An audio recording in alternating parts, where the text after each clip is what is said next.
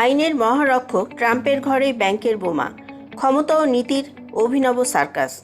আসসালামু আলাইকুম।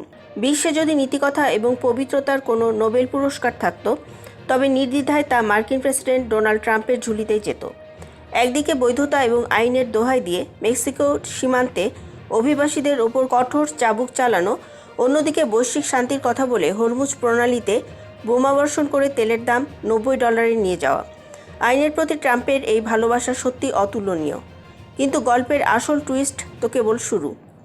বিশ্বের সব নিয়মকানুন যিনি অন্যদের শেখাচ্ছেন, হঠাৎ করে দেখা গেল তার নিজের ঘরের ব্যাংকের দরজায় সিলগালা করে দিয়েছে ক্যাপিটাল ওয়ান ব্যাংক। তাও আবার কিনা অর্থ পাচার বা মানি লন্ডারিং তদন্তের দোহাই দিয়ে। ঘটনাটি আন্তর্জাতিক বার্তা সংস্থা রয়টার্স প্রকাশ করার পর বিশ্বজুড়ে রাজনীতির সার্কাস এখন চরম জমে উঠেছে। আমাদের আজকের বিশেষ ইনসাইড রিপোর্ট। দর্শক, ট্রাম্প সাহেবের মূল দর্শন কিন্তু বেশ সরল। সাধারণ মানুষ বা অবৈধ অভিবাসীদের কোনো নিয়ম ভাঙলে সোজা বিদায়। মধ্যপ্রাচ্যে ইরান একটু নড়াচড়া করলে সোজা বোমাবর্ষণ।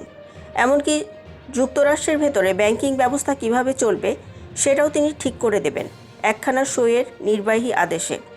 কিন্তু সেই ট্রাম্পের পারিবারিক প্রতিষ্ঠান ট্রাম্প অর্গানাইজেশন এর 300টির বেশি ব্যাংক অ্যাকাউন্ট যখন ক্যাপিটাল ওয়ান ব্যাংকের ধাক্কায় বন্ধ করে দিল, তখন ট্রাম্প পরিবার খুব বিষণ্ণ মনে আদালতের দ্বারস্থ হয়ে বলল, ওরা ডেমোক্রেট মনোভাব দেখিয়ে আমাদের সাথে চরম অন্যায় করেছে।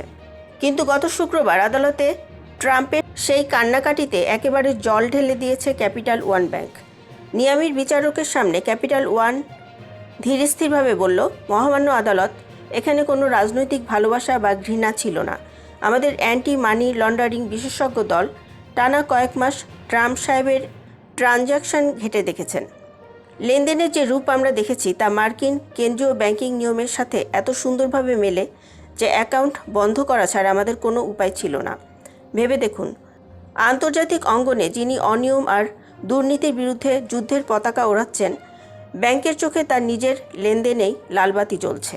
ক্ষমতার চেয়ারে বসে ট্রাম্প সাহেব কিন্তু একেবারেই বসে থাকার পাত্র নন।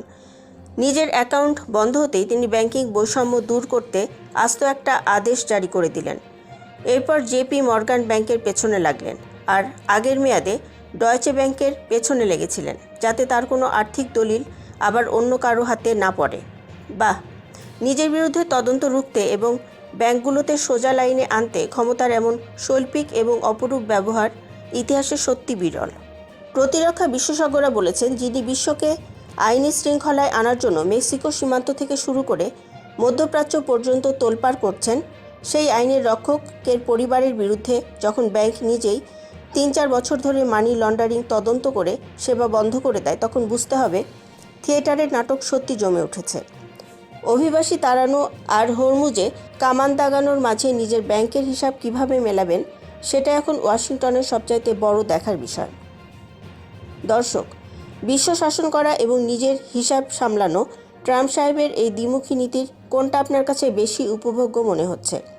কমেন্ট করে আপনার মূল্যবান মতামত জানাতে ভুলবেন না। ওয়াশিংটনের এমন রোমাঞ্চকর ইনসাইড নিউজ এবং আন্তর্জাতিক রাজনীতির ভেতরের সব খবর সবার আগে পেতে চ্যানেলটি সাবস্ক্রাইব করে আমাদের বিডি হট নিউজ পরিবারের সাথেই থাকুন। ধন্যবাদ।